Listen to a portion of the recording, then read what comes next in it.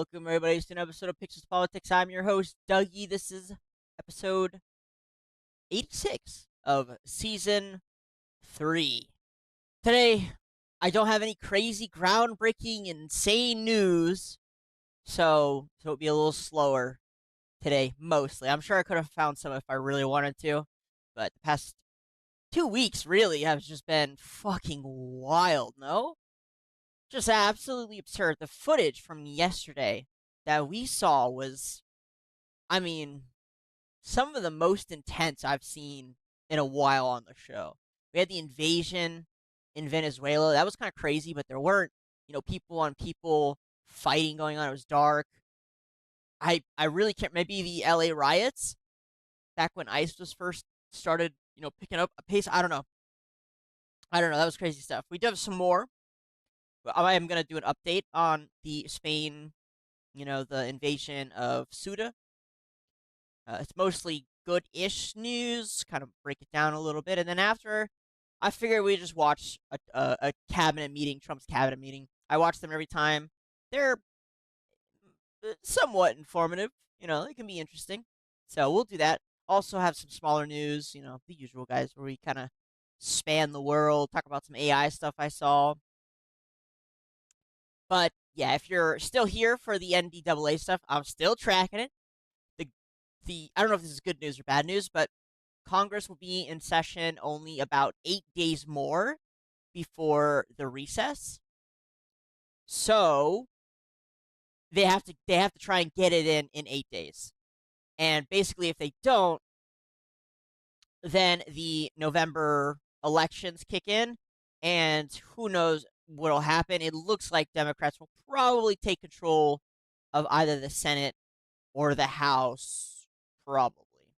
At least one of them. But who knows? We never know. So it doesn't look like the NDAA bill will pass with Section 219 in it. So, anyways, either way, I'll keep a watch. Don't worry, I'll keep watch as I do. Nothing's pretty much getting done right now at all in terms of legislature. They're just kind of fighting back and forth. It's boring. I usually ignore it. Anyways, so going back to the Spain thing, if you are unaware of what happened, the Prime Minister of Spain announced amnesty. The number is kind of mixed. I'm seeing between 500,000 and a million.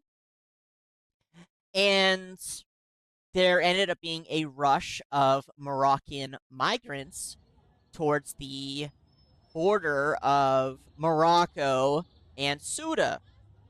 I kept seeing a lot of people tell me that Ceuta wasn't European, which was super goofy, but whatever.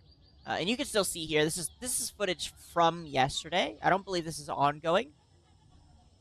Yeah, this is from yesterday. So I mean, it was chaotic. If you were here, if you haven't seen that video, go watch that video. That was some of the craziest footage I've ever seen. And yeah, I mean, here it is. You wouldn't believe this is happening in a European country.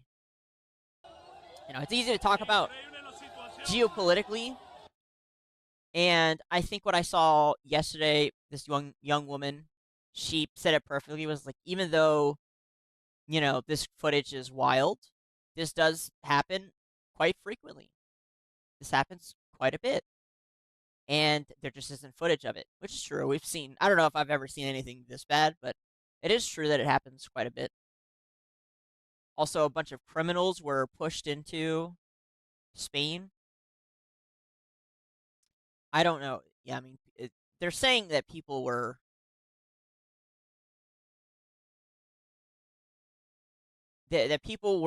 misconstruing where it was taking place. So here's the picture of it. And if you're only listening, basically this place, Ceuta, is at the very tip of northern West Africa. I mean, the very tip, as close as you can get to Spain, mainland Spain and Italy. But it's still technically Spain, and that makes it still technically Europe.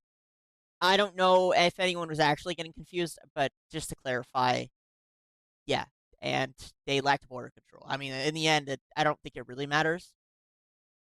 It was coordinated by the Moroccan government, probably with the help of U.S. and Israel, but I'm not crazy about pushing it specifically that narrative here, only because it doesn't happen if you have a closed border, even on a segregated, piece of territory. It's still important to note, of course, because people want to know. Which, hey, now you know if you didn't before. But yeah, more footage. We saw most of this yesterday. I mean, it was ridiculous. So here's something from today. This is 3 hours ago from CBS. And the Spanish government is saying that they managed to return most of them, up to like 90%. They said at least 50,000 had crossed, which is, I mean, that number alone is crazy, into Ceuta. Ceuta only has a population of 80,000. Sorry, I think it's 80,000. I'll be wrong. Maybe it's 40 or 80. I can't remember. I think it was 80,000.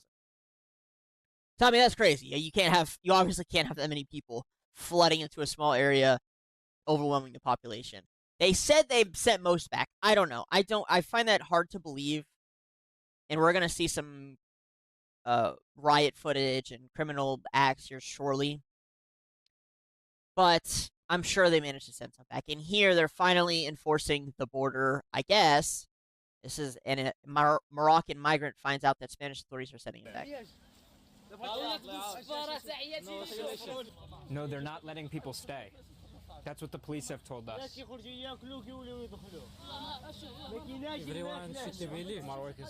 They're making everybody leave.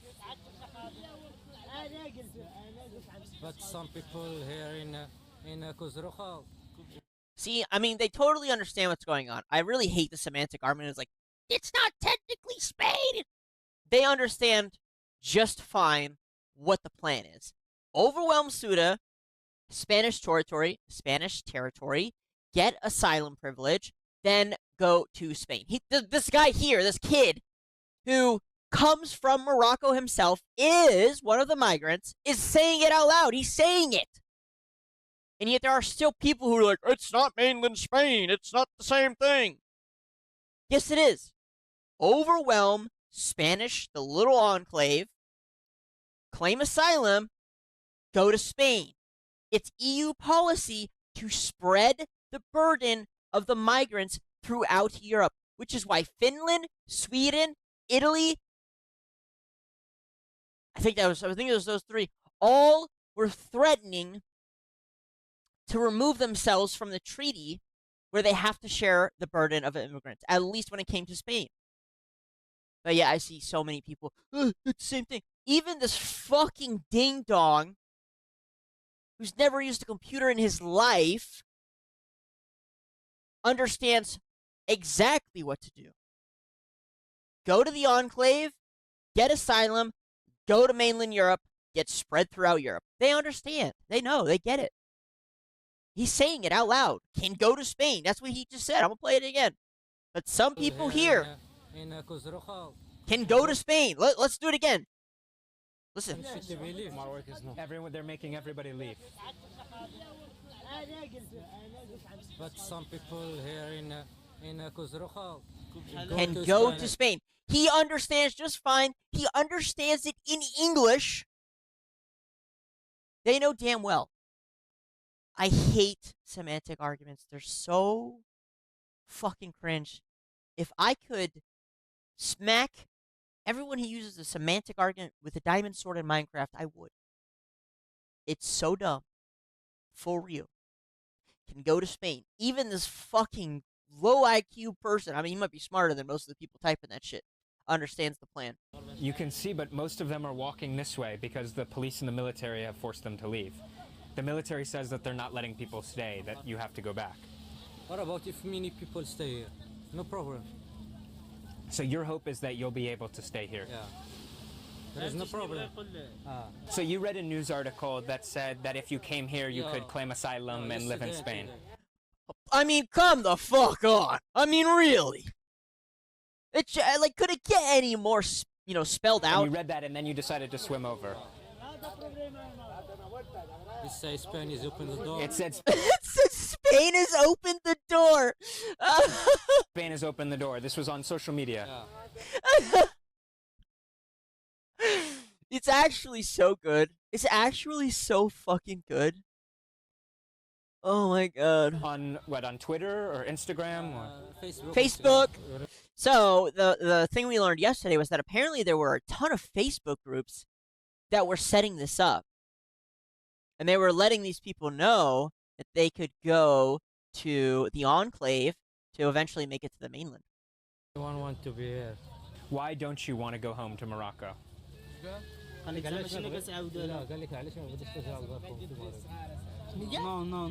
Morocco. No, Morocco. There's no money in Morocco. See. If you have a family, children like that, you can be happy all the life. Do you have a family? Yeah. Bro, wow, this kid. My mother, Oh, okay. should to be do something to live a good life. So you really I mean, listen, my heart kind of goes out. It does. It really does. I wish we could take in tons of people who just want the American life, the European life. It's just not fucking feasible. There are so many problems with it. At least not at this rapid pace. America has excelled from a slow, integrated process, an assimilation. However, that's not what this is. I mean, I'm preaching to the choir. want to leave Morocco, you don't care where you go. Go Spain, anywhere. Just Spain, Turkey, you just want to be able to leave Morocco. And why is that? Why do you want to leave Morocco so badly?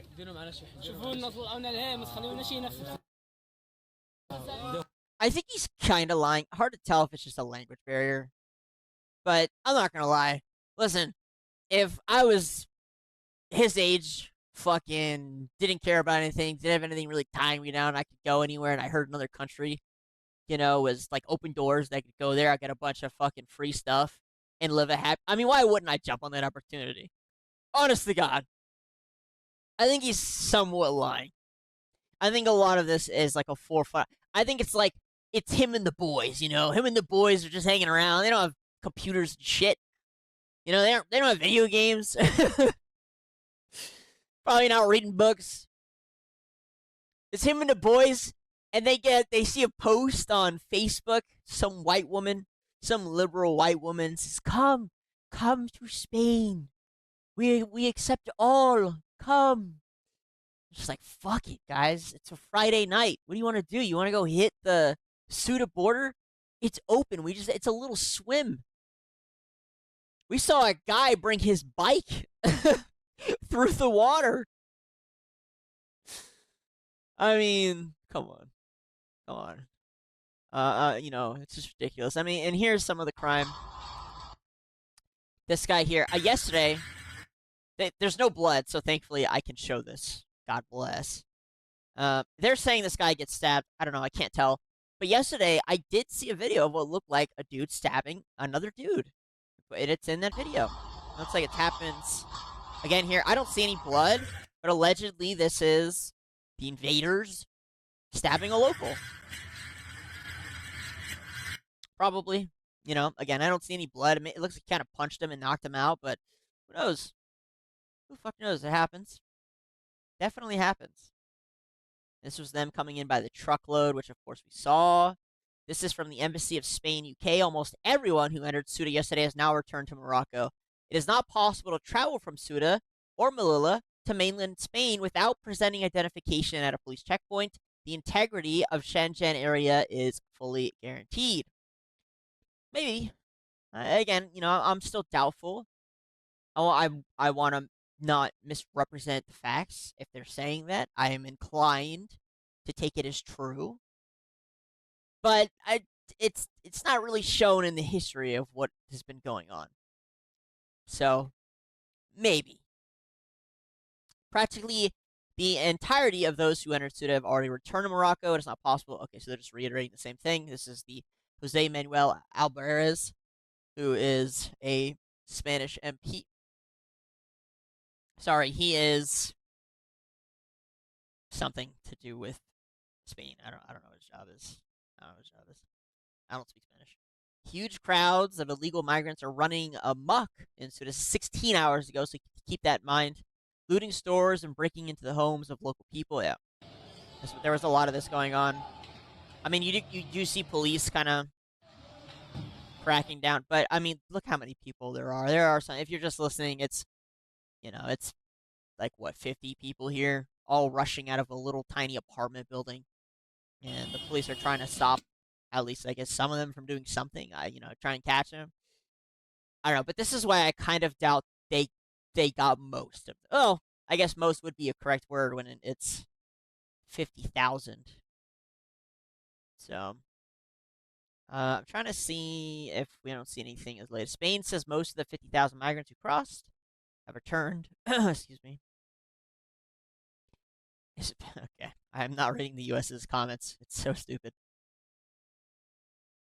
Spain, which never misses opportunity to lecture Israel. Yeah, you're exposing yourself. That's okay. So a lot of Western politicians had some words to say about it, kind of encouraging what happened, or at least kind of uh, poking them with the stick over being liberal socialists. Which, again, in the end, no matter who is to blame, if there was a proper border that was properly being enforced, it wouldn't have happened. A la espera de ver exactamente qué modificaciones legales tenemos que hacer. This is the Spanish Prime Minister. To provide, I'll read the entire thing. It is Spanish. To provide a temporary response while we wait to see exactly what legal modifications we need to make, if any, we have requested the public company Sesamar, in collaboration with the Navy and, of course, also with the Civil Guard, to deploy buoys along the breakwater. This is, among other things, to comply with the Supreme Court ruling and at least create a containment barrier. Physical barrier, at least in visual terms, so that from an administration standpoint, the repatriation process at the border can be facilitated, thereby complying with the Supreme Court ruling. Excuse me, I'm about to sneeze. Okay. Excuse me. Whew. Yeah. I mean, we'll see. Again, I doubt they got all of them. I'm sure we did see a lot of criminal shit go down. Jesus. It's like Mad Max, there's a van on fire, there's a car doing donuts or something, kind of trying to just get through. I don't know. Security alert: the arrival of thousands of migrants from Morocco to Ceuta, this is the U.S. Embassy in Madrid, and hundreds to Melilla in the past 24 hours may lead to unpredictable and dangerous situations. Spain has deployed the Spanish military to contain the developing situation, together with the Spanish National Police and Guardia Civil. Ferries between Ceuta and mainland Spain are currently still operating. For updated ferry information and schedule, see the Port of Ceuta website. Actions take: do not travel to affected areas, avoid any demonstrations, follow instructions of local authorities, monitor updates. Yeah. I mean, it was a big deal. I couldn't imagine being a part of the enclave and seeing it happen. That's just crazy. Again, I'm always just thankful for my Second Amendment right here. Italy officially suspends Schengen travel to Spain, ordering a sea and air border closures amid the Ceuta migrant crisis. This is from Ursula von der Leyen, the president of EU. The images coming from Ceuta are unacceptable. We cannot allow anyone to come to our union without abiding by our rules. Like, that's so vague and stupid. We can't allow anyone to come into our union without abiding by our rules. What does that even mean? Your rules are, if you can make it there, you get asylum. Like, that's your rules. That's what they're following. Dangerous crossings must stop immediately. Smuggling networks must be dismantled, and returns must be swift as our rules allow. I tasked 2 commissioners to control the situation. Magnus Brunner is already working closely with Spain and is ready to travel to critical points. He will work on additional operational support to Spain, including through Frontex. Yeah. All right. So, well, we have more.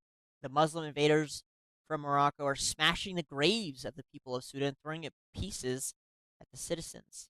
The citizens are fighting back. This is, again, 6 hours ago. My guess is there's no way that. I mean, most maybe, but there's obviously still a lot of activity. I mean, dude. What pure chaos. That guy looks like he's running around with a machete. It's a baseball bat. He's just kind of walking around. Oh yeah, they're ushering them out. You can see the National Guard or the police. Sorry, National Guard. I'm an American. The whatever they call them, the military there, kind of ushering the waves of people out. Jeez, guys, jeez. I mean, I'm not gonna lie. It looks like fun. I think rushing another country's border and wreaking havoc would be a good time. Like I said, I imagine that's kind of how it went. It's like, come on, boys, let's go do something. It's Friday. Let's go fucking rush the border. It'll be fun. Madness, guys. Madness. But, alright, I think we're going to move on here. A lot of people are clearly pointing out the U.S. and Israel kind of egging the situation on. Or at least were. Which, I don't know. Just close your damn border. Is it really that hard? Is it really that hard? I think we saw this last night. Alright. I think we're going to move on. We're going to go and look at the meeting. And then after the meeting, it's only an hour long. Trying to get through it quickly. We will look at some AI stuff. You can see there's a truckload of migrants. Oh my god. I mean, I guess they were just there for a good time. I don't know. Oh my goodness. At least they're happy people. The largest mosque in the U.S. has opened. All right. Man, critical after being stabbed by 2 migrants armed with a hammer. Suda has been in European hands for longer than Istanbul has been in Turkish hands. Yeah, I also see a lot of people arguing about that it's a colony. I just, Spain throws around the human rights. I guess it wouldn't count as a colony because technically it's been there since before Morocco was even technically a country. So technically it's been theirs for longer. It's theirs. Do with it what you will. All right, I think that's gonna be closing out for this. Oh yeah, so or at least for this topic before we move on. You can see the Spanish police beating somebody here. Teddy Spanish police finally started swinging their batons against the crowds on the streets of Ceuta. Unfortunately, they attacked the Spanish locals who were protesting about how the government allowed 50,000 illegal migrants across the border. Yeah, of course. Love government oppression. What a classic.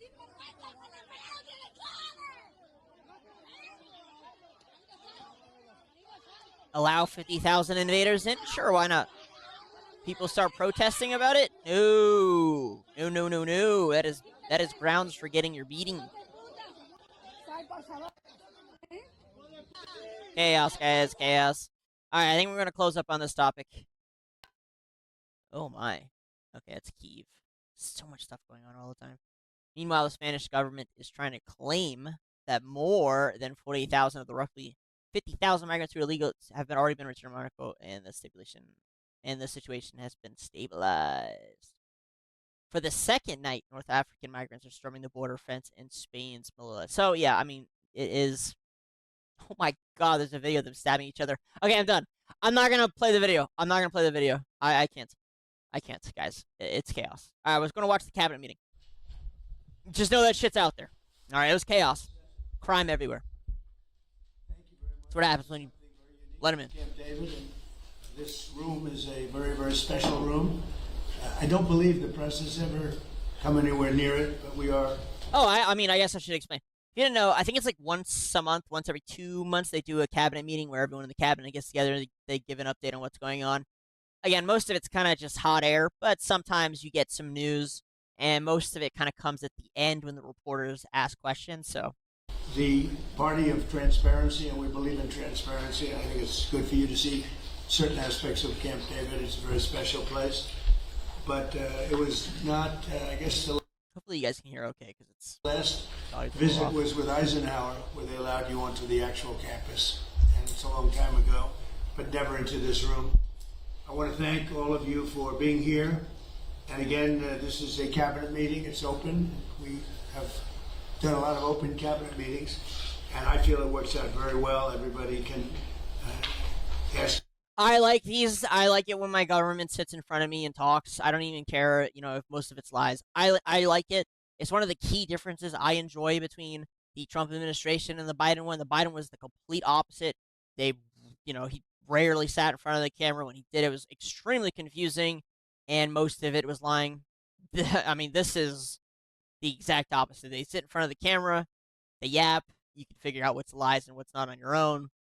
But, at least the attempt of telling me what's going on in the world is nice. Plus, I use it for some financial things. Certain questions, we'll let you talk about certain things we can't answer because they're ongoing and very important. But this is one of the most talented teams ever to serve the United States and in the United States government. This is a talented group of people. Let's see, I'll go one after another. Yeah, it's a couple of steps, but that's okay. In American history, we went from the worst water, I believe, of any country in history. 25 million people came through in 4 years, and these are people. 25. The number changes all the time. 25 million is, I think, the highest I've heard. The lowest I've heard was from the Biden administration, who said it was at least 10 million. So, 10 million over 4 years in itself is a lot. I do think it was more, is probably 15, around that number. But, even generous estimates are saying it's much higher. Who the fuck knows? All I know is I just can't believe we're having this argument about whether or not people should be allowed to freely cross countries. I'm just in awe. That in many cases you don't want. There were murderers, there were drug dealers, there were people that you do not want. But now we have the strongest border in American history, and for the last 15 months, the report just came out again, we've had no people coming in through our southern border, zero. And it's almost hard to say, because you'd say, is that even possible? They had 25 million people came in. We have no people coming in through illegally. You could stop most of the crossing with rhetoric, because precedent-wise, typically, U.S. is a little different. U.S. has always operated on this, we won't talk about it. We know it's happening, but we don't talk about it, especially my home state of Florida. For here, we've been, we've had immigrants 24/7, all day long, coming from all the islands. It's completely normal. And they, there's different communities. Again, it's normal. I'm not being racist about it. It was like a way of life here. You just kind of knew it was happening. I knew plenty of people in high school, friends, who were from they're from Trinidad, right? Or Cuba, or any of the islands, Jamaican. And their parents would get caught, get sent back. They would come back over. Sometimes they themselves would get caught. They get sent back. They'd come back over. It was super normal. So a lot of it is actually rhetoric to stop these things from happening. If you come out and say, yeah, we're granting amnesty, yeah, you're going to get a lot of people who flood to your country. Duh. Through our southern border, and that's in history. So think of that zero, a big beautiful zero. The murder rate saw its single largest drop ever recorded to the lowest in 125 years. That goes back to, think of it, it goes back to 1900. Lowest murder rate in the history of our country. So that's... Well, I would argue half of the 1900s was spent at war. So crime is a little different when there's that much emptiness. Something today, I just want to mention that we heard in Minnesota there was a cyber attack, and they blame it on Iran. I don't think so. I blame it on Minnesota because they're grossly incompetent. There was a cyber attack of 30 water plants, and I would blame it on Minnesota and the government. So I'm just hearing about this. I saw a report right before I went live. Was the cyber attack on Minnesota and the water plants? They're saying. I think they're saying it was Iran. I think that's been the final one. The corrupt governor of Minnesota. They like to say, oh, it was Iran. Iran should be so lucky. Iran's got bigger problems than worrying about Minnesota. This month it was announced that inflation is dropping at the fastest rate in more than 6 years. Walmart, Sam's Club, Giant Eagle, and others are slashing prices by hundreds of grocery stores, and all of the stores, throughout the country, they're slashing prices. Something that you haven't seen for a long time, since my last administration. The stock market has set 73 all-time record highs since the election. That means all-time record highs, 73 If days. you're unaware, the fucking stock market hits a record high every presidency. It's the United States of America. Okay? It's what we do. Out of a very short period of time. And the typical 401k is up by more than $30,000. And when you think of that, if you add another $1,000 to it, it will be, we set the record in the last administration, a record still standing. This administration is going to blow my last administration away. When the factories that we're building at record, and we're not building them, all over the world they're building. They're coming from all over the world. They're coming from Germany with the cars. They're coming from Germany. They're coming from Japan, South Korea, Canada, Mexico. From all over the world, they're building auto plants here because otherwise they have to pay tariffs. The tariffs have made our country rich and successful. And all of this, I mean, I'd like to say it was the election. On November 5th, there was the election, and that's fine. But without the election, you wouldn't have what I've done. He's so retarded, bro. It's so funny. It was me the whole time. I did it. I hope by his age I'm not so needy for attention. So we have the most successful environment that we've ever had. There's never been anything like it from the standpoint of investment into our country. It's 5 to 6 times higher than anybody has ever seen, than any other country, not just us, has ever had. On July 4th, we launched Trump accounts, a key provision of our great, big, beautiful bill. And these tax-free investment savings accounts have already been activated by over 7 million children. These are investments made in our future, which is our children. Our children are the most important aspect of our future, with more being added each day. So it's a tremendous hit. Right, over 7 million, and really just got going, I would say, Scott. God. He fucking yaps forever. I'm gonna skip to the actual meeting itself, because everybody knows Trump. He's a fucking yappuccino. He's a yappuccino machine. Task force that I started on. Bad management, $1 billion next year. And people see now how important it is. We want to keep a safe country. We have to keep a safe country. And the good news is, all of that equipment is made in the USA. So yay! it's going to actually blow it away. Yay. So it's an honor to have you. And I'd like to ask our great Vice President J.D. Vance to say a few words, followed by Marco and Pete and Scott and Bobby Kennedy. Okay? Thank you very much, everybody. Please, J.D. Well, great. Thanks, Mr. President. First of all, thanks for having us at this historical and beautiful place. And it's an honor to be on the team, an honor to be able to work on fraud, which is what I want to talk about today, though I know we have a lot of things going on. This has been an amazing team, from Kelly Loeffler at SBA to Doug at the VA to Todd and Bobby Kennedy. This really has required a whole of administration approach to try to tackle fraud. There are a few things that I want to talk about and celebrate. The first is that just since the beginning of the fraud task force that I started under the president's leadership. A lot of people are gonna go crazy over the fraud thing. Here's how this will wrap up. They'll never get all of it. I don't know if they'll get the majority, but it does set a good standard that every administration from here on out has to go after some fraud. They'll target each other, right? The Republicans will target the Democrat fraud. Democrats will come in and target the Republican fraud.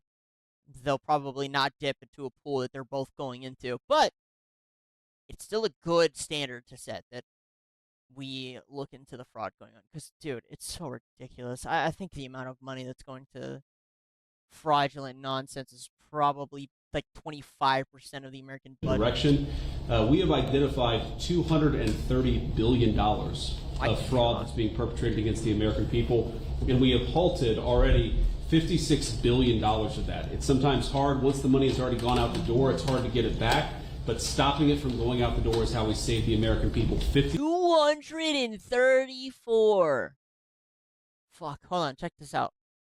Let me run the math. We're $40 trillion in debt. $56 billion, and of course we're going to keep on working on that. Just today, Mr. President, we will announce 17 new anti-fraud actions that will total about $1/3 billion, and that's added to the $230 billion that we've already uncovered. And I want to just talk for the benefit of the American people about why do we care so much about this? Because what I always try to remind people is that fraud has two victims. So, to give one concrete example, there is a program that is administered by Medicaid, and that program ensures that low-income moms and low-income babies have access to neonatal care. Now, I think most Americans probably share my view that this is one of the great things about the United States of America, that if we see a baby and we see a young mother that requires help, we help our fellow Americans. That's a good thing. It's something that we should be proud of. And yet, there is a program that has defrauded the moms and the babies who benefit from these. You've gotten people who've gotten rich by setting up false companies that are providing false services. So who loses in that? Oh, yeah. So actually, there's, what's that kid's name who runs around, the fucking PSYOP kid? Nick Shirley. That being said, he does expose fraud that's happening in the country. And he went into, I think it was New Jersey. Whatever. He's been to a couple of states that run these programs where they are daycare centers. But what's really going on is the mother of some children, they show up for like 5 minutes. They actually get kickback from the government funds that go to hoisting up these daycare centers, and then they just leave. And they just exposed another one in New York where it was done for old people. Same exact thing. Bro, the amount of money that is wasted and goes down the drain is so... Equation. Number one, of course, is the American taxpayer that is $230 billion poorer because of the fraud that this country has let go on. But I actually think most importantly is that we've seen that program run out of money. So we've seen moms and babies unable to access the health care that they need because the fraudsters have gotten rich. That is a disgrace. And until the president ordered us to stop it, no one was doing anything about it. Listen, if they actually stopped $230 billion of fraud, fucking hell, that's awesome. Please, I hope that's real. Please let that be real. I mean, even half of that amount would be great. That's insane. So we've made a lot of progress, Mr. President, in just under a year. But we're going to keep on working at it because we believe the American people deserve to have their money spent as you and the Nope, many people don't know this. And hey, it's because I'm such a fucking weird nerd who reads the bills. The Pentagon is currently being forced to finally pass an audit. For every year they don't pass an audit, they're going to lose 0.5% of their budget, which doesn't sound like a lot, but trust me, it is. I wish it was more. I'd be more aggressive about it. I'd have it like 0.5 and it doubles, every single year that they don't pass or something. But that's still pretty huge. It's a good little incentive. Again, I think they should be more aggressive about it. But they will eventually, of course, be forced. So I would actually like to see that same system implemented across the board for a lot of these programs. Something like you lose,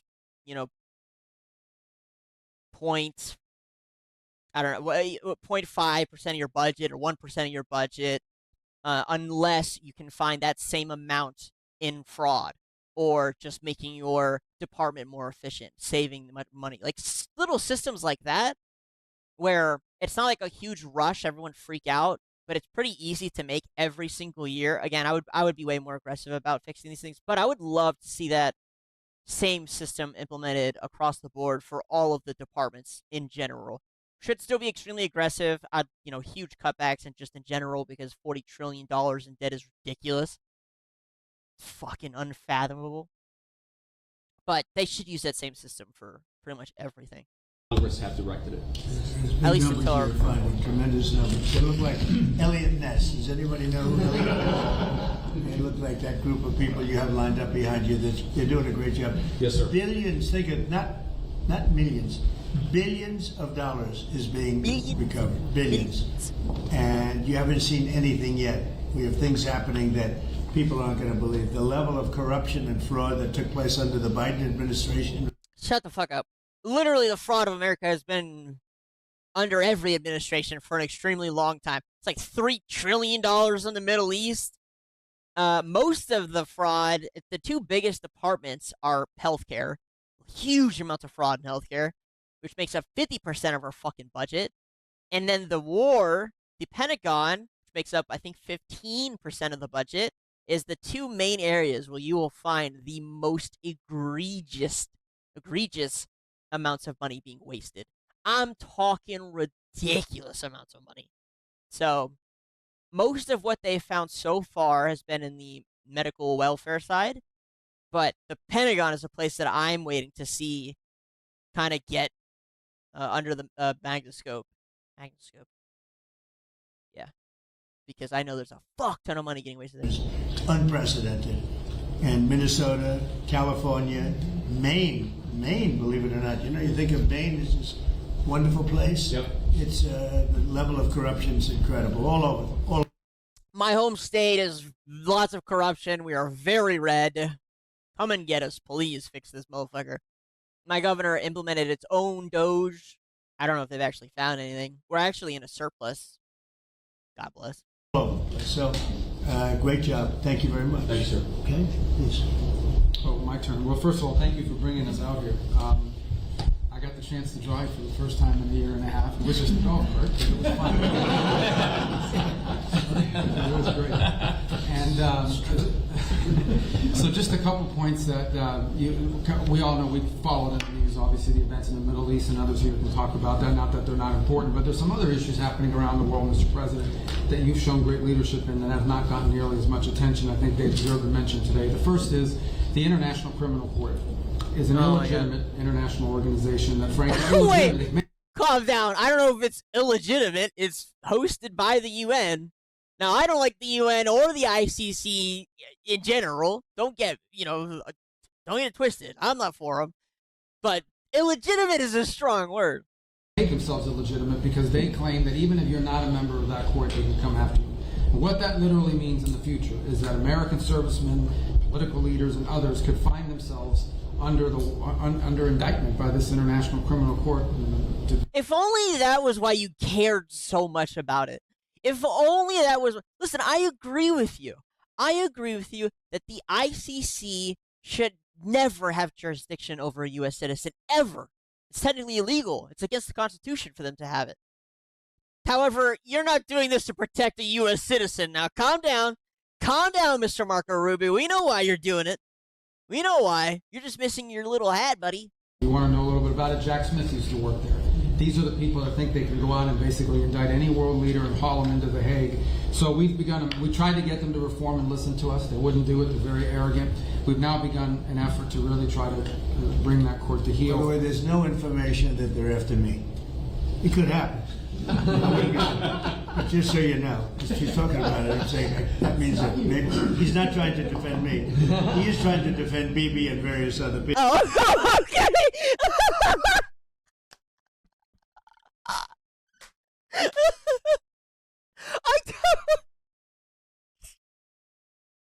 I don't know why I say anything.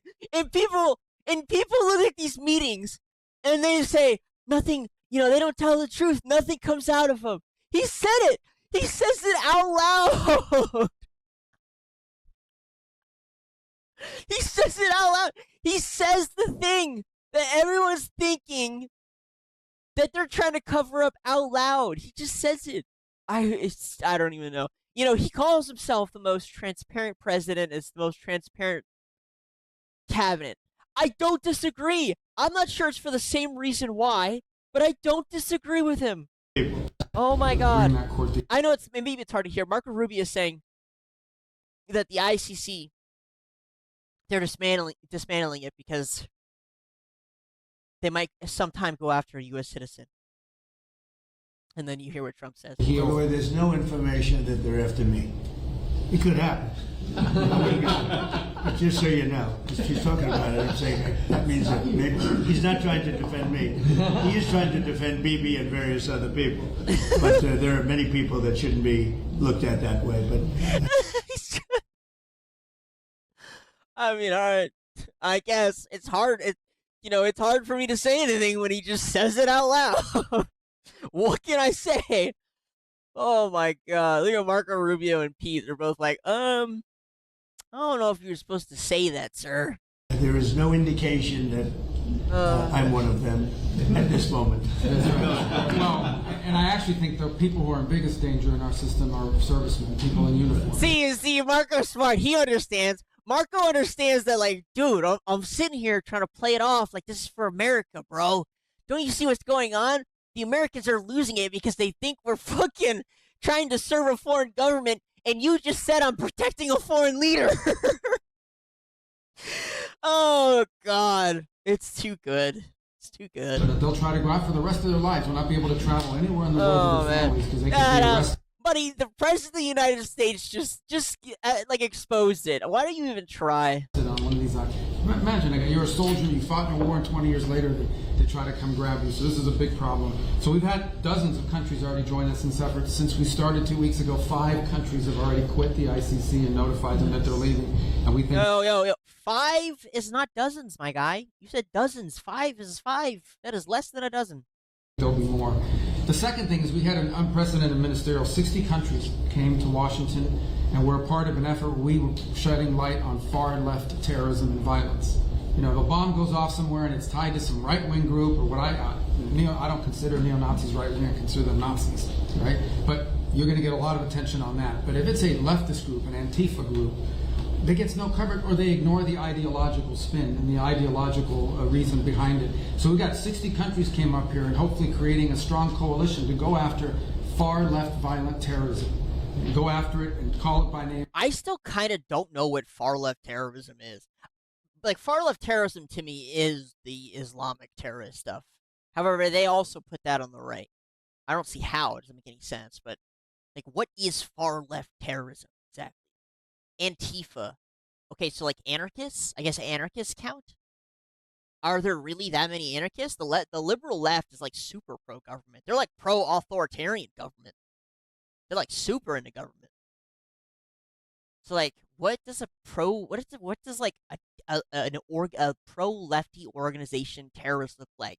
I guess the Soros stuff, those like protests, but they're not really blowing people up. I don't know. And I think we're building a very strong coalition there.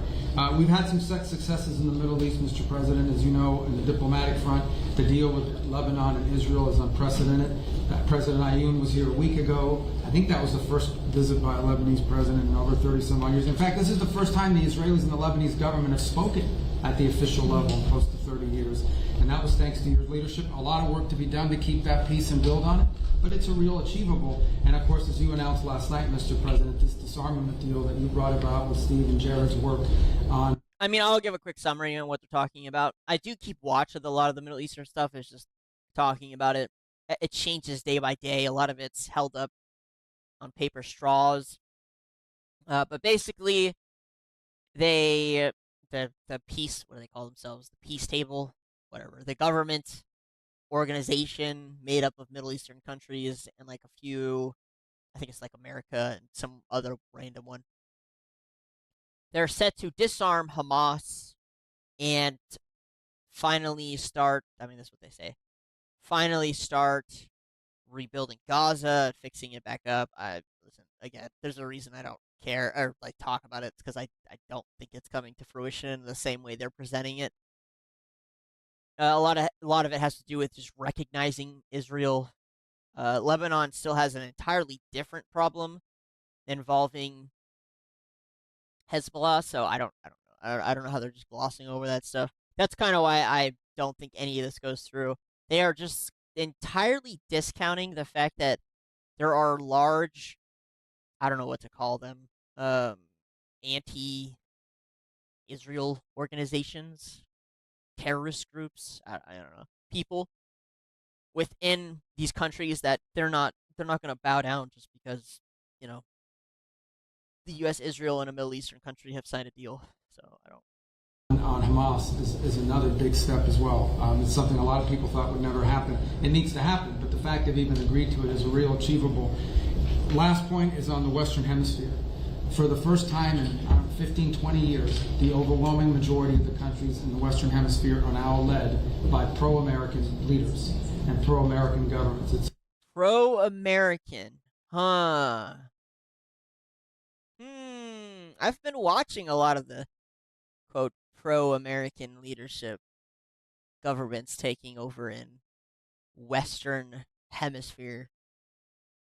It's not pro-American, it's pro-somebody else. An extraordinary achievement, all of it happening through virtually every election that's happened in the Western Hemisphere since you were elected president has elected someone who is pro-American. And I think this is an incredible situation. And last but not least, and I have to thank a number of agencies here, particularly the Department of War, after that terrible earthquake in Venezuela, within 36 hours, the full force of the American government was on the ground providing humanitarian assistance. It was a sight to behold. The USS Ford, I think, was in their port. Our Marines and armed service personnel were helping run their airport and their tower. It is one of the fastest, most dramatic, and most effective humanitarian responses, certainly in recent history, if not ever. And they came at the direction of the president. In fact, within an hour of that earthquake hitting, I remember because I was overseas, the president called and said, make sure we go in there and help these people recover from this. And we did. And thanks to your leadership, Mr. President. It's a great story. Enough needs to be told about it because the credit goes to so many agencies represented here today. I mean, I don't know much about it. I'm going to assume it's the truth. It is very easy for the U.S. to point its finger in any area where there's a disaster and send an overwhelming amount of assistance. It is so easy and simple. We hold a global presence. Our military holds much of the resources to do it. We should do that all the time, to be honest with you. We should just do it all the time. The American military should be very busy all the time. Doesn't necessarily have to be with war. They should be busy all of the time. And one of those things should be helping with natural disasters. So if he's telling the truth, great. I didn't look into it. I didn't even hear about it. It is really common for us to do it. But Department of War's effort was phenomenal. So thank you. Yes, sir. Thank you very much, Mark. And just before we continue, I want to just congratulate Jay Clayton. He's with us today, as you know. He's had a big victory. He's going to do a fantastic job. He's only done his whole life has been about doing a fantastic job. So congratulations. Jay Clayton won because his opponent got caught doing something bad. Surprisingly common. Well, thank you, Mr. President, for the invitation, the opportunity to be here. It's an honor for the War Department to help run this facility. Also, from the food to the fence line, it's an honor to have you. And it's great Americans here and all around the country and all around the world who are the core of what keep us safe. But in order to do that, you have to have a leader that's willing to put them in a position to do it.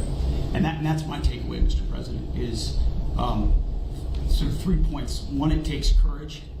2, it takes restoring a spirit, which you have done. And 3rd, it takes investment, and not just an investment, but a generational investment. And I think people miss that. How much money do you need? How much money do you fucking need? It takes to seal the border, to say we're going to do it, and we're going to do it every single day, and we're going to do it on behalf of the American people. The courage to bomb the Houthis and say we will maintain freedom of navigation. I wonder why they're not involved in this conflict, the Houthis, even though they're a proxy of Iran, because they felt the weight of American power for 45 days, and you had the courage to do that. The courage to do midnight hammer. You yourself, President, flew every single plane and dropped every bomb. Good job, Mr. President. Fucking hell. Way to go, Mr. President. You were driving those boats. I saw you firsthand on the gunners. You were in the back of the plane. The fuck is going on? 12-day war by obliterating their nuclear sites. Something other presidents had the option Except apparently the main one at Pickaxe Mountain. Apparently, guys, there's another nuclear site. It's the most famous Iranian one. And somehow, we've bombed all of their nuclear sites except this one. The most famous one. I don't know. I don't know how this war makes any sense, by the way. It doesn't make any fucking sense at all. Our whole job is about making sure they don't get a nuclear weapon. Their biggest nuclear site is in this mountain. We know it exists, and yet for some reason I keep reading that we're debating bombing it. And that Netanyahu, who was just here, was urging our president to bomb it. I don't understand. Even under their own logic of we're trying to stop them from building, why haven't we bombed it yet? What do you mean it's a debate? How is it a debate? If you say that it's the main site, why wouldn't we have bombed it yet? Bro, this shit don't make any sense. But maybe what it is is if they bomb it, there's nuclear material already there, and they're scared fucking, they want it, basically. We want the nuclear material. I think that's kind of what it is. Maybe this mountain, houses all of their nuclear enriched uranium, and we want it really bad. The U.S. is thirsty for uranium, and maybe we want it, and we don't want to bomb it because then that would stop us from getting it. Maybe that's what's going on. It's kind of just clicked in my brain. Very possible. On their table to do, but they never pulled the trigger because of the complications, because of the challenges, because of the risk. Courage. The courage to take on the cartels and drugs. Mr. President, I don't know how you do it. You're in South America taking on the cartels, single-handed combat, and then you're over in Iran dropping the bombs and flying the B-2 Spirit. Mr. President, how do you do it? How do you fucking do it? ACCC, the America's Counter Cartel Coalition, with all those friendly governments that Marco talked about, who want to be shoulder to shoulder, not just with America, but with a bold, strong America with clear leadership. The courage to go get Maduro in the most heavily guarded house, inside the most heavily guarded fort, inside the most heavily guarded town in their capital city in the middle of the night, and change the entire dynamic of that country and that region. And the world saw what the American military was capable to do, but that doesn't happen unless the commander-in-chief says you're authorized to do it, and will take the handcuffs off when you do it to ensure that Americans come home. The courage. I want to pull the curtains back a little bit as to how things work. So the Pentagon runs these simulations, although they're not simulations. They're practice scenarios for plans that they have in place. One of which, of course, would be to go get Maduro, right? But that's not the only one they have. They've, for every single major area in the world that we have a goal, they run these scenarios.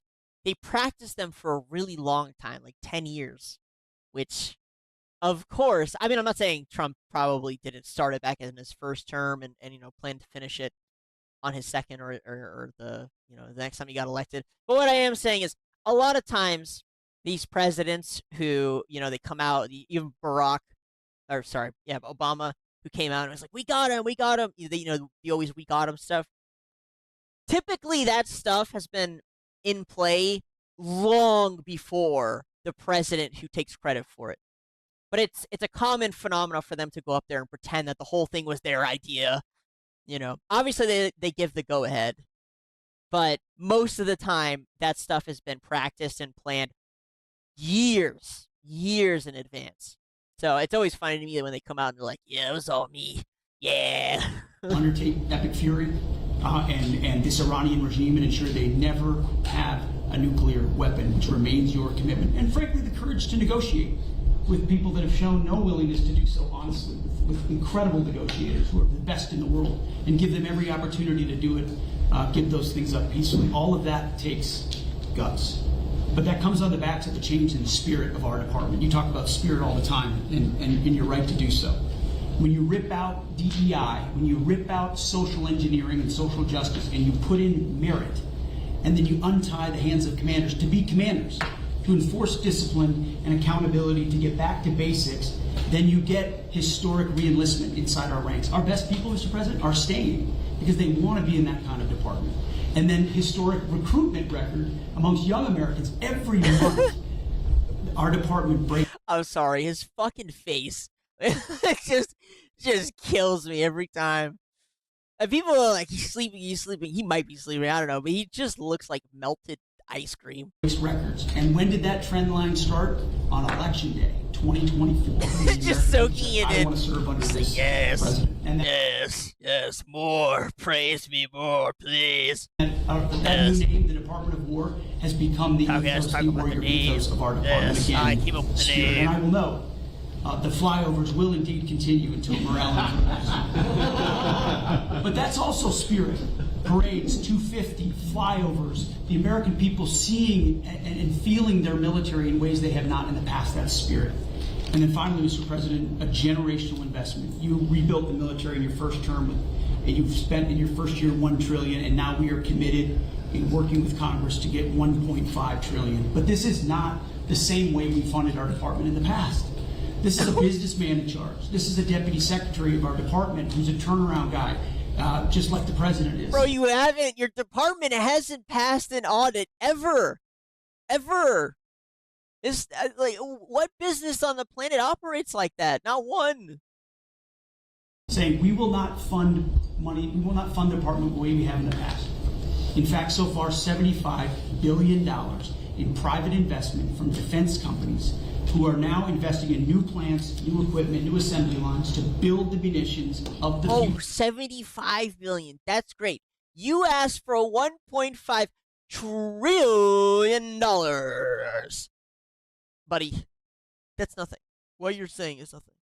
Faster than ever possible. That's saving taxpayer dollars because the companies themselves are investing. That would never, the arsenal of freedom would never happen without you. So just like, we use a lot of the things Ronald Reagan's buildup was a part of, in this administration and in future administrations, they will look back at Donald Trump and the buildup that he has done, and that will be, the deterrence of the future will be. Here's the thing. I do think this guy is, I think a lot of, I don't know about a lot, there are quite a few bills he's put in place that I think are great. Overall, there's a good direction. I think we just need to remove one specific plague next. That is just infested, parts of our government to really kind of solidify ourselves as being in a good spot. So we'll see what kind of comes after him. Established because of your investment. So thank you, Mr. President, for your leadership. Thank you. Scott, please. Mr. President, it's an honor to be here in this historic place as we celebrate our nation's 250th anniversary.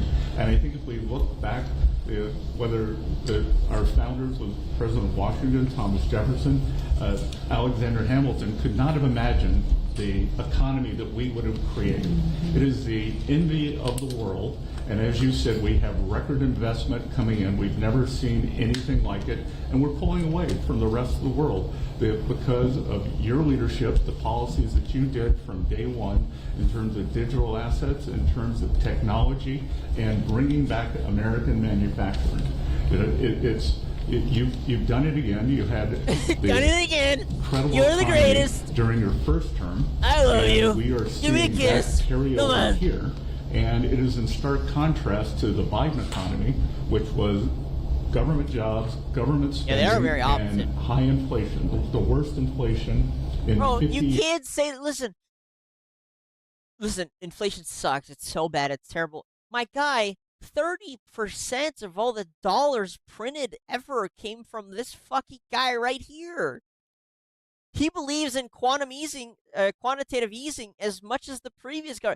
Neither of them really know or have any determination whatsoever. He believes in tanking the U.S. dollar. They all do. It's a way to decrease the value of debt. It's endless printing of dollars. They all believe in it. It's a terrible, terrible fucking way to run the government, run the economy. And it is ass. With the working families tax cut, which I will add, every Democrat voted against. Every Democrat voted against. It is the perfect barbell for this economy. On one side, you have full expensing for factories, for equipment, for farm structures. On the other side, your four signature policies, promises made, promises kept, no tax on tips. Bobby's losing it over there. Tax on Social Security, deductibility of auto loans if you buy an American-made car. And the Americans are starting to feel it. Core inflation is low. Consumer confidence is strong.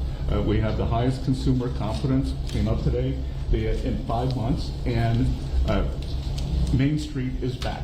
Small banks are lending, thanks to your policy. Small banks, community banks are lending again. And the Americans are starting to feel it. As you said, had wage increases far than at any time in the history of our country. So it's been something very, very special. Bobby, please. Thank you, Mr. President. Let me just take a moment to take note of the historical significance of this occasion. Before the press came in, you asked all the cabinet members who had been to Camp David before, and I think about 3/4 of them had. I raised my hand, but I haven't been here for 62 years. I came here I came here on weekends, as many weekends as we could between 1961 and 1963. My father loved this place. My uncle loved this place. He was, nobody knows about this because it's on the history books, but he was resentful at Dwight Eisenhower for renaming it Camp David. And he intended, if he had made it to his second term, he was going to rename it Shangri-La, which was the original name that Roosevelt had named it. My uncle prided himself on being the most open, transparent administration in history. Dude, it sucks that politics like this are so polarizing.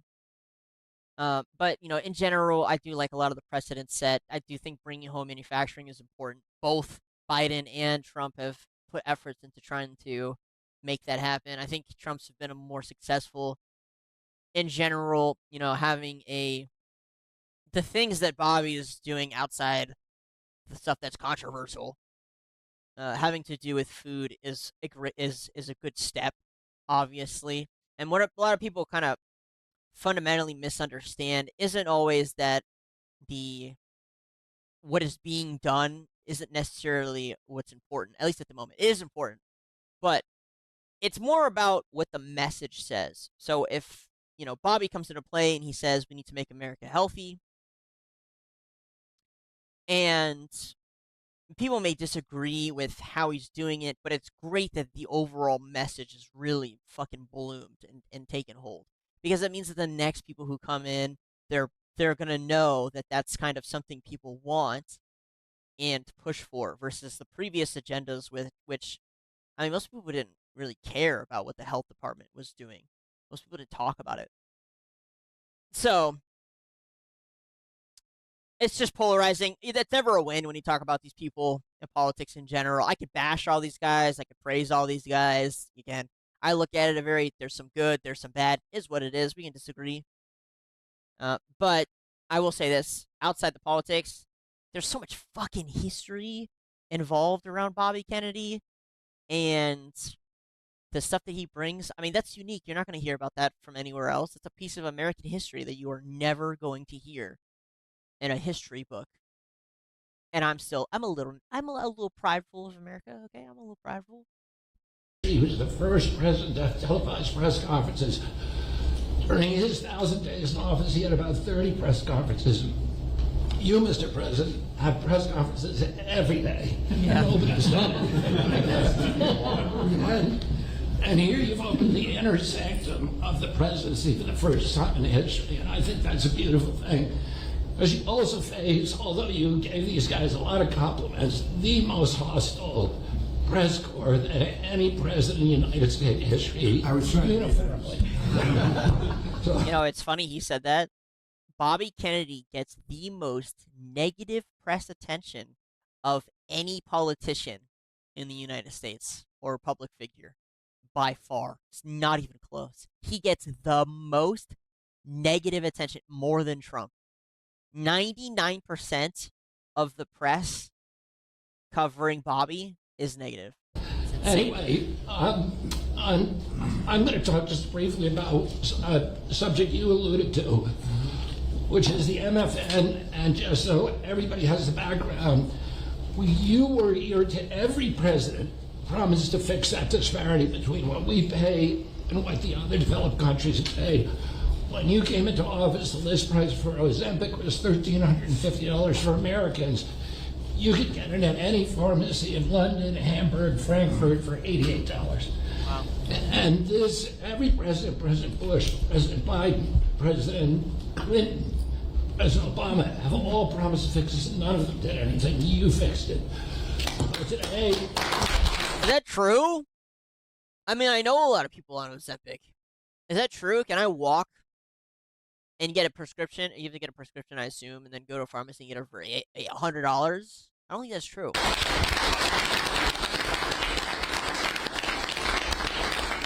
Also, Ozempic is not like the priority #1 drug that I'm looking to hear about right now, to be honest with you. I don't fucking care about that. By the time you leave office, assuming that's in 2028, 95% of the drug that was that was kind of freaky. No, hold on. 95% nice, assuming that's in 2028. Oh, okay. He made a joke. 95% of the drugs that are available to Americans, they will be paying the lowest prices in the world. Trump RX, just in the short time since we put it out, has saved Americans $700 million. We now have 800 drugs on there. We have deals with Amazon and with GoodRx. We're adding more and more drugs every day. And I'll just give you one example. Praluent is a very popular cholesterol drug. Its list price is $522. That's what everybody is paying. We now have it on Trump RX for $237. That means that the 300,000 Americans who take that drug will be saving $3,700 a year on pharmaceuticals every year. And you can apply that across the board. This is going to change. It's making pharmaceuticals affordable, the most affordable in this country of any country in the world. Well, thank you, Mr. President. How are you doing on the autism research? We will have an answer for you. We just got It's so important. Okay, we'll be talking about that. We'll be having something of interest. Such an important thing. There's a picture of your uncle right there on the wall. I know he's looking handsome guy. And that's quite a picture. Did you see it? Yeah. So maybe that gave you the idea to start out that way, but it's quite a picture. Any questions? Mr. President, I think we've seen these strikes between Iran and the United States for the past 10 days. How do you go about reviving the ceasefire and getting diplomacy back on track? Well, I think we just want to win. We just want to win. We're doing We very just well. want to win. What are we winning? They don't have anything for us. There's nothing there. We're trying to be nice as you can be. And Look at it. Honest to God, okay? If it is about taking the uranium, right? It's about taking the uranium, the enriched uranium. Why don't we just go in there and fucking take? I guess that means troops on the ground, which would require authorization by Congress. Damn. I'm just saying, if that's the goal, why not just fucking say it? If your goal is to just airdrop troops under the dead of night, full operation, well, just run it, bro. Run it or pull out. But what is the goal? a situation like that, but they're being decimated. They have no Navy, they have no Air Force, they have no anti-aircraft. Doesn't mean they don't have any capability. They have some, but very little. We just want to win. We don't want to have them. It's very simple. They don't want them to have the nuclear They weapon. cannot have They cannot have a nuclear a weapon. nuclear weapon.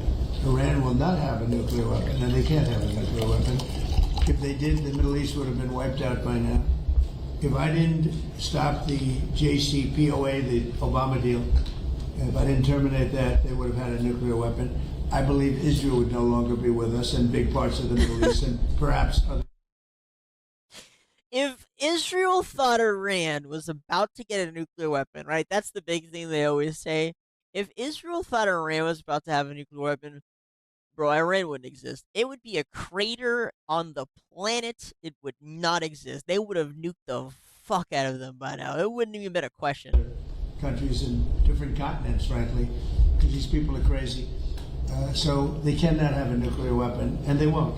Mr. President, What do you expect over the next 4 weeks? Well, we'll be hitting them very hard. And at some point they're going to say, we just can't take it anymore. Mr. President, on the disarmament deal that you announced, do you have assurances from Israel that they are on board with this deal? And what comes first? Does Israel pull back and then Hamas disarms, or does Hamas need to disarm and then Israel leaves So Gaza? we do have an understanding with Israel. Israel's very happy about it. Israel helped us with it. And they've been very good. They've been very good about it. Most people said that would be a deal that would be undoable. Now, will it go through its ups and downs? It's a very complex situation over there. The people are very complex and difficult. Many cases wonderful, in many cases not so wonderful. But that will be it's a great breakthrough. Nobody thought that would be possible, to disarm Hamas. That shows you how much success we're having with Iran. Because if you go 4 months, Does it? I don't. 5 months ago, a deal like that would have been impossible. So, Bro, I mean, whatever. it's a big step for the Middle East. and people are really impressed by it, and they're surprised by it. And what comes first, Mr. President? Did What comes FIFA or first? Mr. Infantino speak to you about their proposal to sell a stake in the World Cup, and is that something you support, having just About happened? who? Did FIFA or Mr. Infantino speak to you about their proposal to sell a stake in the No, I World didn't Cup? speak to him. Mr. President, So I was going to cover this later, but I can talk about it now. The FIFA organization is going to sell, I guess, a stake in it to investors, and Europe is not a big fan of that to such a degree that every European country has announced that they would not, or member of the EU, that they would not participate in FIFA if the deal goes through. Which I don't care about FIFA, but I know it's a big popular sport or tournament event in the world, so it'll be interesting to see how that shakes out. you said this morning on Truth Social that victims of government abuse should be paid back. Yeah. Even if it's not the anti-weaponization fund, would you still want the acting attorney general? Well, I'm to find a talking new way about to the do that? weaponization against large numbers of people in our country by the Biden administration and by Obama. What about your administration is also fucking weaponizing the government and going after people? It's been going on forever. Every single government that's come through since JFK immediately starts targeting a group of people within America. Americans. But by the Biden administration in particular in this case, but large numbers of people, their lives have been ruined, they've been destroyed, their families have been, decimated, they've gone to prison for no reason whatsoever. There's never been a group of people, most likely, I can think of a couple that were treated pretty badly, groups, but there's essentially never been a group of people treated so badly as these people. And this fund was not for me, this fund was for those people that have been weaponized, that have been abused. Now, I was abused. They attacked my house, Mar-a-Lago, where I live, and I was, big damages to the... Big damages, the biggest damages you've ever seen. So big. Big damages. Sometimes he talks like a fucking Oonga Boonga caveman. Big damages. Been given to me. I don't want anything. I'm not talking about myself. I think that there's a group of people in this country, history will show, that were treated like nobody else has ever been treated. So badly, so horribly. Their families have been ruined.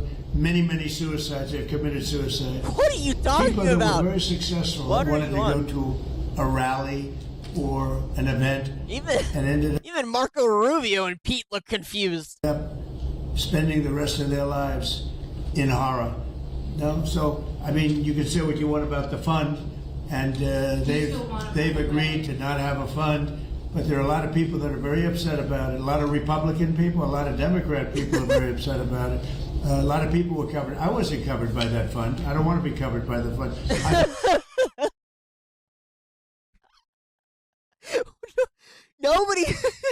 Nobody says you're getting covered by the fund.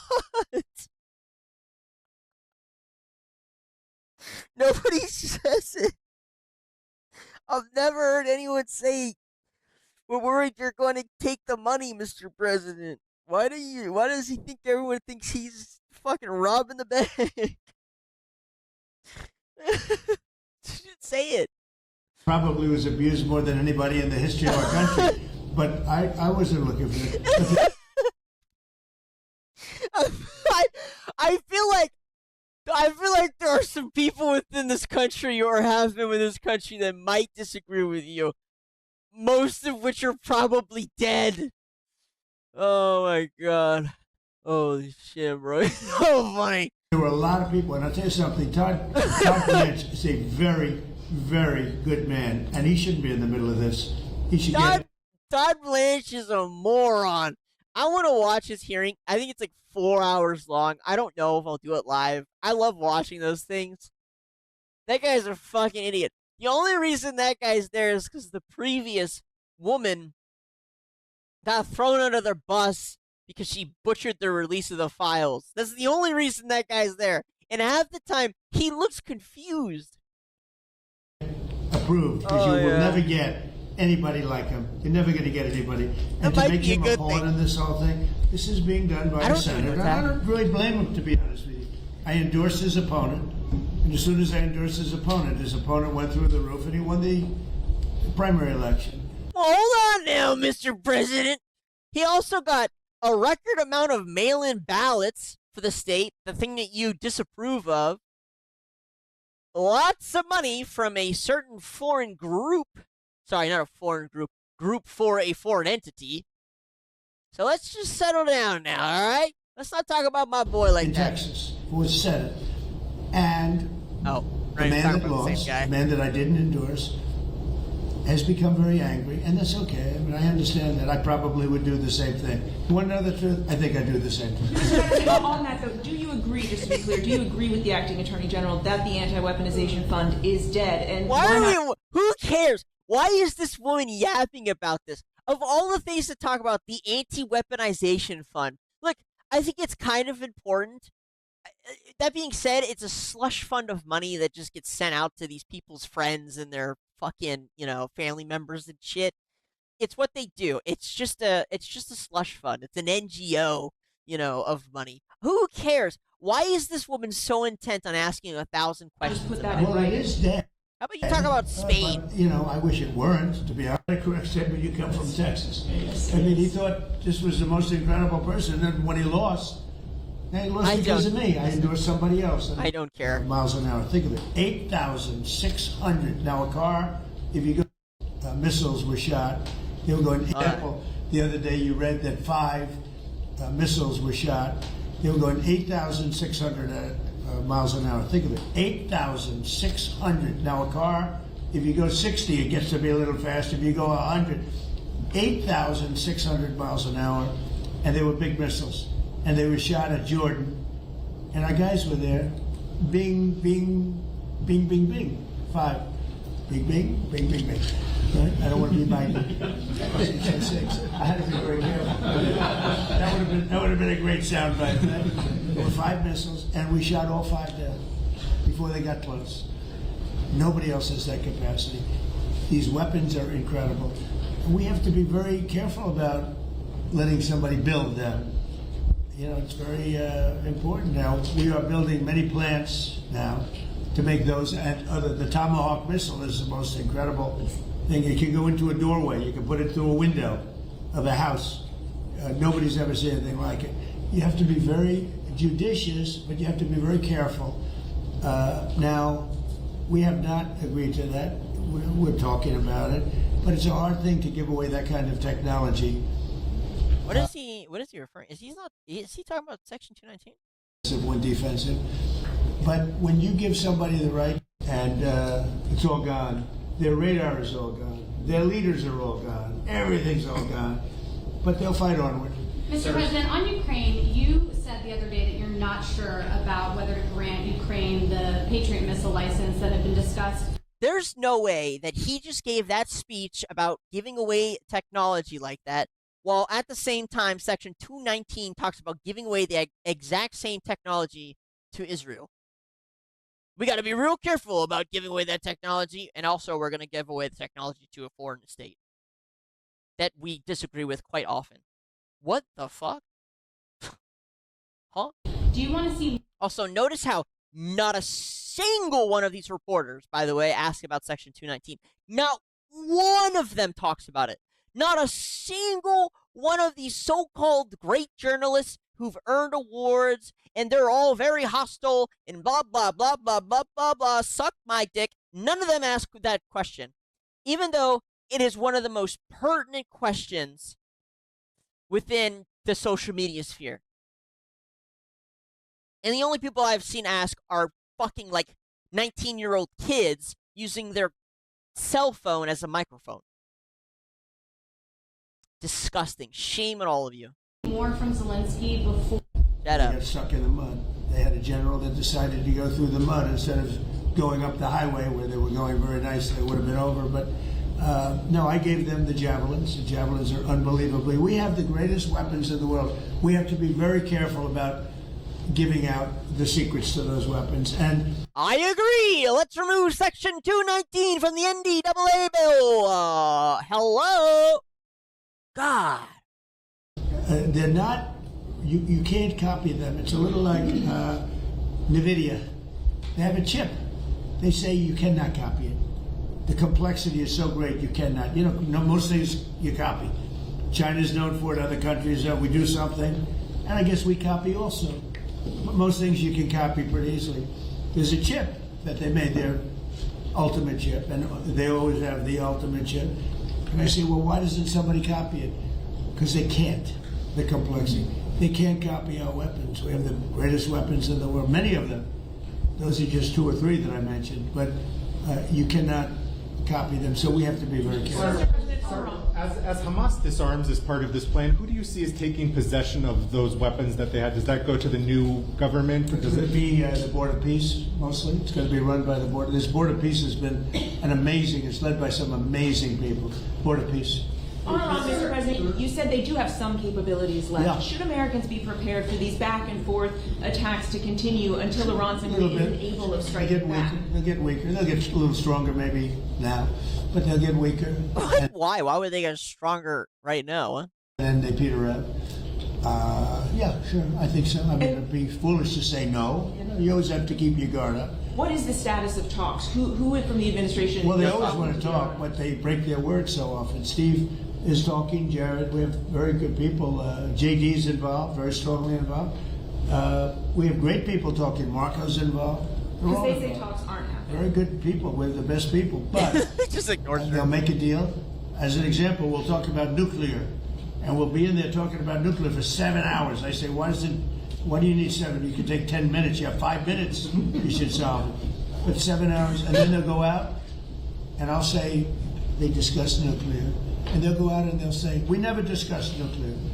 And I say, why do they say that? All they do is make me angry. You know, you just make me angry. Any other questions? I do think that type of shit happens. You see this quite often, where 2 countries meet. They gotta have been talking about something, and they come out and be like, nope, that didn't happen. It does happen quite often. Do you believe that you can reach a deal with Iran, given that you talked about? Yes, you can. I mean, look, I'm losing faith in them because they do lie and they do misrepresent. Well, the other day, the 5 missiles were shot. We knocked them down, but we were in the midst of a negotiation. I mean, I'm waiting for Steve to call me. How's the negotiation going? And instead, I got a call from Pete that they just shot 5 missiles at one of our bases in Jordan. And we have bases in Jordan. Fortunately, our people operated the equipment. It's also very complex to operate. You know, you talk about the equipment. It's very... He said, thankfully, our people operate the equipment. Here's why I really like listening to these things, is Trump accidentally spills secrets all the time. He said, thankfully, our people were operating the equipment, referring to the attacks on Jordan. I wonder if that doesn't mean that in the attacks where American soldiers have died, the equipment was being operated by natives.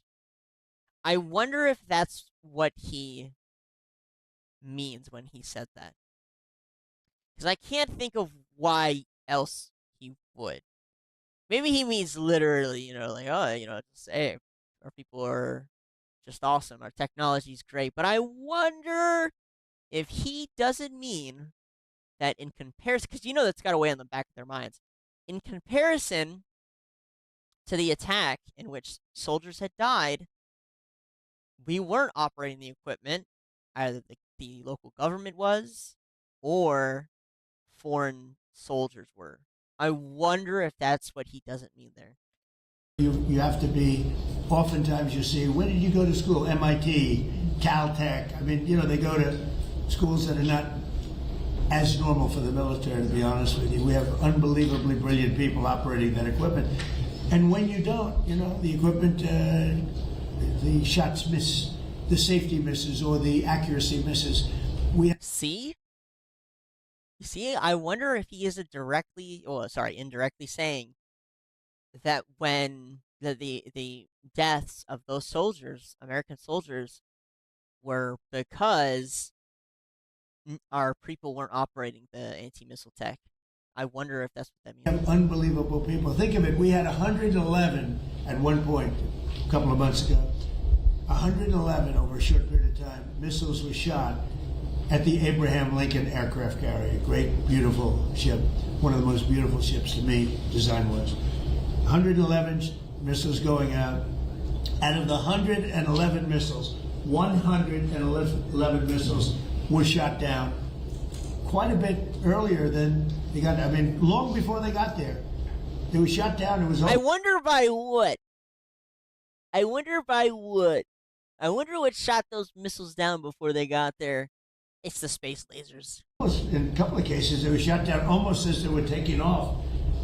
It's incredible technology. Dude, I'm telling you, he's fucking...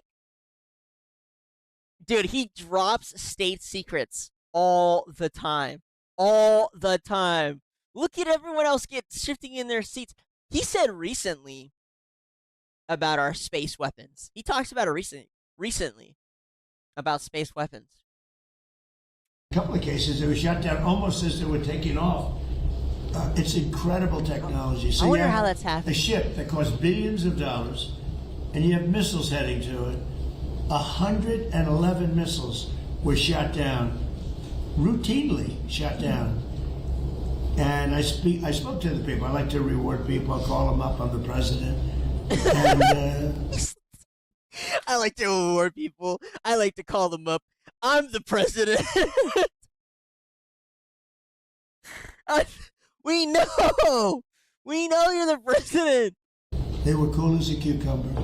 Mr. President, the last 2 weeks of strikes by CENTCOM has said that those were meant to degrade Iran's ability to disrupt the Strait of Hormuz. How many more strikes will it take to significantly... Well, you never know. Look, I mean, most people would have given up by now. You know, they've got no Navy, they got no Air Force. Most people would have given up, they haven't. So I give them credit for that. I mean, they're known as being tough. They're tough. Back on Ukraine, what did you tell President Zelensky about the Patriots? Did you explain all that to him? I did. I spoke about Patriots. I spoke to him about Tomahawks. Spoke to him about everything. I also spoke to him about let's get this war over with. So last month they had 25,000 people. It's averaging about 25,000 people a month die. Mostly soldiers, almost entirely. But you know, missiles are hitting areas also. But mostly soldiers. They had 25,000 soldiers. The month before that it was 32,000 soldiers. I said, you got to get this war over with. I think he wants to make a deal, and I think Putin wants to make a deal. But there's a lot of dislike, as you probably notice. He seems very reluctant to make concessions, President Putin. Well, nobody wants to make concessions, but they're both going to have to make some concessions. I mean, you got to make a deal. 25,000 young, I don't think a deal's happening. Beautiful people. 50% tariff to each of them. India, Pakistan, 11 planes were shot down. That was raging. That was good. I used tariffs. I said, if you're going to go to war, 250% tariff to each of them. And they screamed and yelled and were very angry. They were both angry about it. And a day later they called and they said, we will not go to war. But I ended up, and the Prime Minister of Pakistan said I saved 50 million lives. What the fuck? See, again, I mean, I don't know if that's true. Because that's two nuclear powers, serious nuclear powers. Thank you very much, everybody. Thank you. All right. Enjoy KFC. All right, they're getting kicked out. But, yeah, I watched them. Like I said, I mean, he consistently just drops state secrets all the time. It is, I don't know if it's bad or if it's good. It's just entertaining to watch. Here we have Thomas Massey talking about the a couple of days that they have left to pass the bill, and then they go on recess. So it's only 8 full work days and 8 half days before the midterm elections. It looks like we're intent on squandering a majority until you understand Union Party is always the majority. So yeah, it doesn't look like, I don't think they'll get it done, but who knows? They could still. I think it's ridiculous that our politicians go on months-long vacation in the first place. It's fucking weird. You're not children. You should be working like the rest of us who work throughout the year every single day or most days. Why you get, I think it's like a third of the year off or some shit, maybe even more, is insane to me. But I guess, you know, the government's basically old man daycare, so they need it. I don't know. I don't know. Ridiculous. So here I thought was pretty funny. Google, I guess, allowed artificially generated images or changes to be done to Google Maps. And so people, of course, used it to make all kinds of funny shit, including a plane crashing into buildings, nuclear plant in Iran, bombing in Moscow, refugees at the border. I mean, just all kinds of funny stuff. I don't know why they thought this was a good idea of allowing people to do this. Goofy. And, of course, now it's gotten taken down because they've realized what a bad idea is. But hear me out. Just to make 2 Google Earths, one where people can have fun generating all kinds of weird shit for fun, and then have the real one. You know? I mean, come on. I don't know why they implemented that in the first place. Unfortunately, you can still take a screenshot and feed it to Nano, Banana 2, or other Gen AIs. It would be so fun. Come on. Just make a second one and let people goof off. It'll be one of the most active sites. This is a follow-up to the constant hacks that are currently going on being done by these new AI models. So far, we've seen 2 major companies announced, but here's a third company. I don't know the name of this company, but this is the CEO. Oh, this is Hugging Face. I was fascinated to hear about how you detected and how you managed the breach, because, as you said... So this is Hugging Face CEO. This guy is responding to the hack done by the GPT model. You used a Chinese open source model to contain it. Still kind of low. One of your executives told CNBC that you went that route only after you had tried to use Anthropic's Fable 5 model, but that didn't work because of the model's guardrails. This all matters just in general, but also matters because the Trump administration right now is reportedly considering banning access to Chinese models. With your very unique perspective on this now, should they? That's a great question, and I'm glad this interview takes place. So, just for summary, Hugging Face got hacked by GPT. They were using an American model. However, the model refused to fight against the hack, and so they were forced to quickly adapt and use a Chinese model. While at the same time, the U.S. government has placed a license requirement on using the top frontier U.S. models and is now talking about banning the Chinese models. So basically, smaller companies would be left like free pickings to these new set of AI hackers. No, of course not. That would be terrible, because that would remove capabilities for the defenders, right? What we realized during this attack is using a model on our own infrastructure, because all of that was private data, was mandatory, and you can only do that with open models. So having access to these open weights, wherever they come from, was incredibly useful to us. And the interesting thing is that we didn't use kind of like the direct Chinese version. We used the version from NVIDIA, which kind of like shows the beauty of open models, which is that everyone can customize, remix them, host them themselves. So even if they come from China, they are safe to use in the US. I mean, bless. So, I mean, again, it's kind of low, so I'm just going to reiterate what he said. But he said that even though it was a Chinese model, with these open weight models, you can basically mix and match them, take out what you want, put in things that you want. And it was mixed with an NVIDIA model, and he says it made it safer to use. I think it's irrelevant, even if it was a complete Chinese model. The simple fact of the matter is he couldn't use a U.S. model. So, like, you know, his other option would just be to be defenseless if he didn't use the model. So, I mean, like, come on. Yeah, what's a man supposed to do? And yet they're still talking about banning the use of Chinese models. This is John Fetterman. He's kind of becoming quite the meme. He met with Benjamin Netanyahu here. Hold on a second. Senator, it's good to see you again. You've been a stellar patriot, talking about what is good for America, what is good for our alliance, of which you've been a champion, and you've been telling it like it is, with no fear. Yes, Mr. Vetterman has been very vocal about his support of Israel and Bibi recently. And just an indefatigable and courageous. You know what amazes me? Sorry, this is a little off topic. The U.S.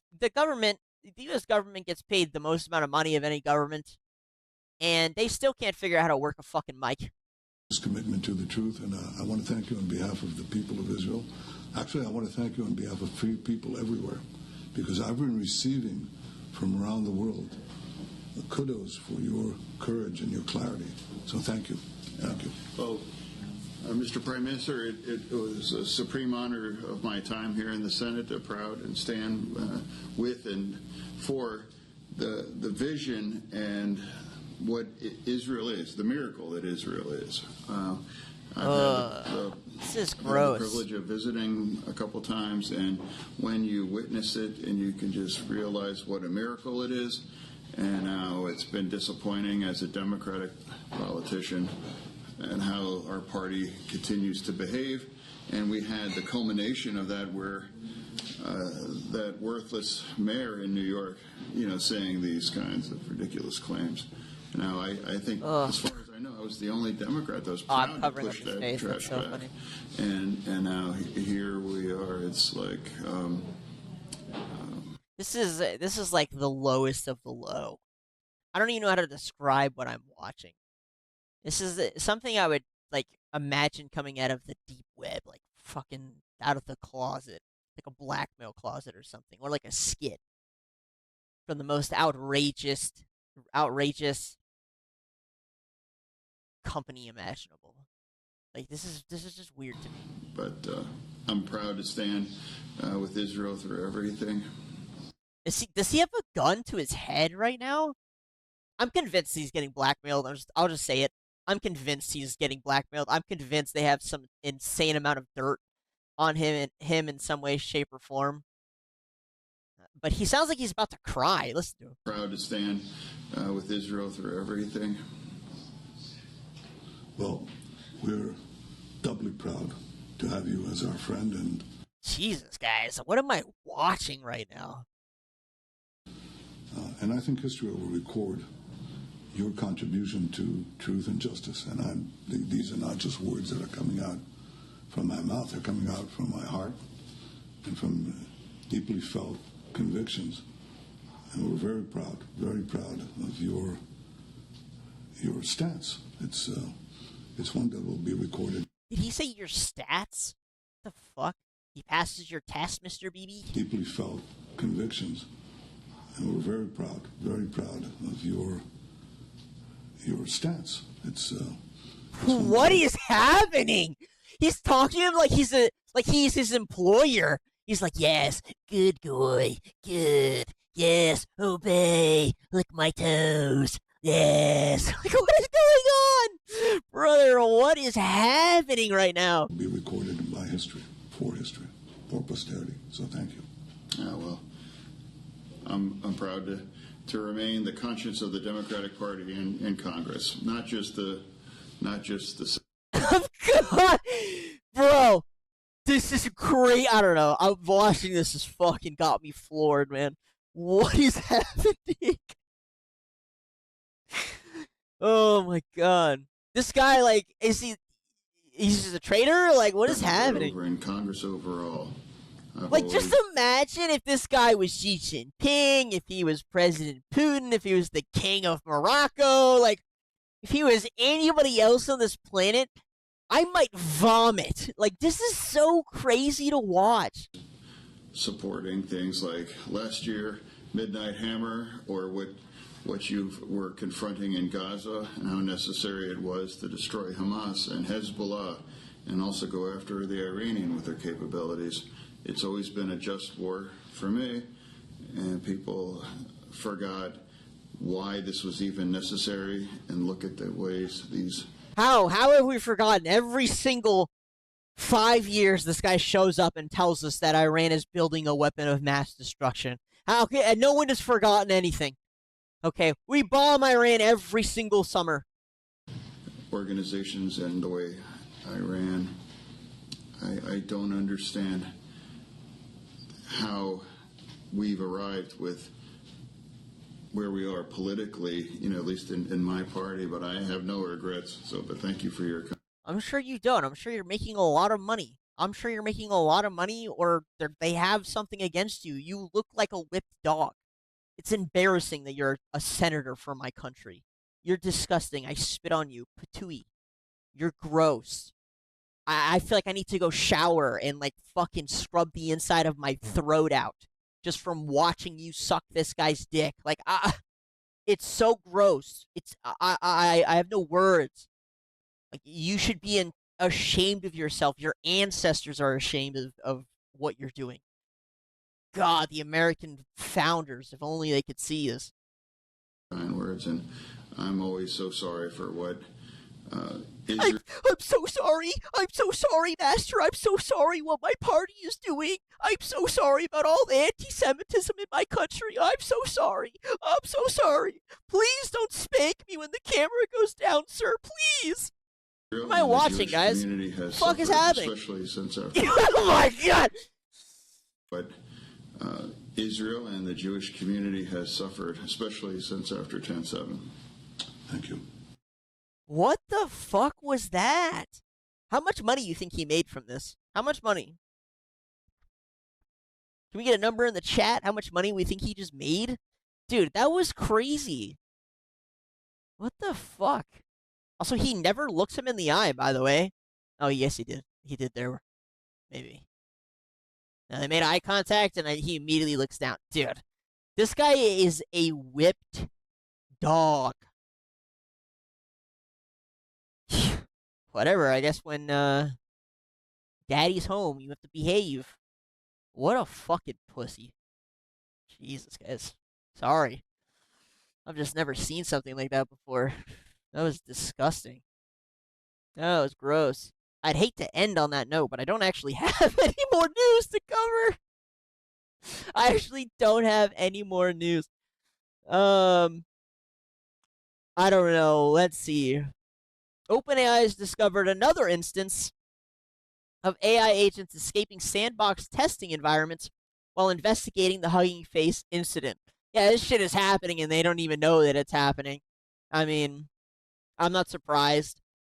But again, it comes down to whether or not you should be banning open weight models and requiring a license to use American top tier models, and you shouldn't. The interview we just watched is exactly why. There was a huge demand of people wanting to get these passports. Shut the fuck up. Anyone want to get those passports, bro? Anyone want to get those passports?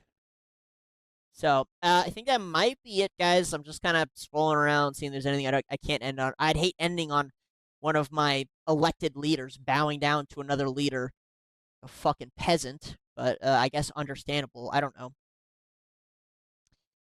American stockpile of missile defense interceptors is shrinking so much that military planners are weighing whether they can continue their current cycle of limited retaliatory strikes. Alright, I think that's going to be it. I'm going to click this here just to see what's going on. Global birth rates divide high and low income nations. What does that mean? World Bank data shows that a stark gap. High income countries at 1.42 births per woman. Low income at 4.5, lower middle at 2.62, and upper middle at 1.5, all below the 2.1 replacement level in richer areas. Elon Musk called the fertility drop unprecedented in history, linking it to prosperity and no external threats, much like Rome's failed fixes through taxes and punishments. Yeah, I mean, whatever. You guys wouldn't shut the fuck up for 40 years about how their population was too high, and now you won't shut up about the population not going to be able to replace itself. So goofy.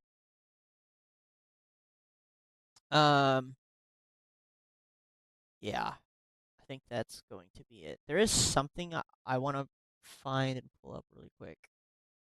You guys bear with me. Let's listen to this guy talk. On facilities, American facilities, take Americans hostage, take him to Iran, and then you say, "Oh, Bijan, come on, that's a far-fetched idea. They're not going to do that." Okay, if the world wants to sit back and say that, then expect the same results that happened to us 9/11 and October. What is this? In Israel. Who is this random person threatening my country again?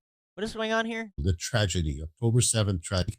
They are plotting they're plotting to somehow do an October 7 style on facilities, American facilities, take Americans hostage. Dude, most of these problems are very easily fixed. Just don't let them into the country. It's really not that difficult. I mean, honest to God, it's not that difficult. Somebody sent me this, so shout out to the person who did. I won't say their names or anything. But this is Rachel Maddow, who's reading a report, and she starts laughing about it or crying. I couldn't tell, but it looks like she's laughing. It's supposed to be something terrible, but I don't know. Check The this AP out. has just broken some new news. This has just come out from the Associated Press. This is incredible. Trump administration officials have been sending babies and other young children. Youngest separated kid sent to Texas tender age shelter. So the illegal kids get sent to a separate shelter called tender age shelters, and she's reading a report on it, but she looks like she's laughing at the start. The AP has just broken some new news. This has just come out from the Associated Press. But she's clearly smiling. This is incredible. Trump administration officials have been sending babies and other young children. Hold on. That's clearly a laugh. Like, she's laughing. To at least 3.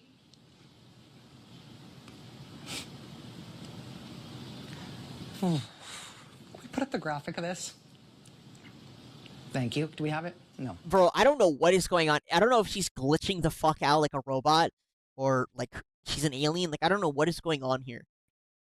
Thank you. Do we have it? She's like smiling here. Like, I'm so confused. 3 tender age shelters in South Texas. Lawyers and medical providers. I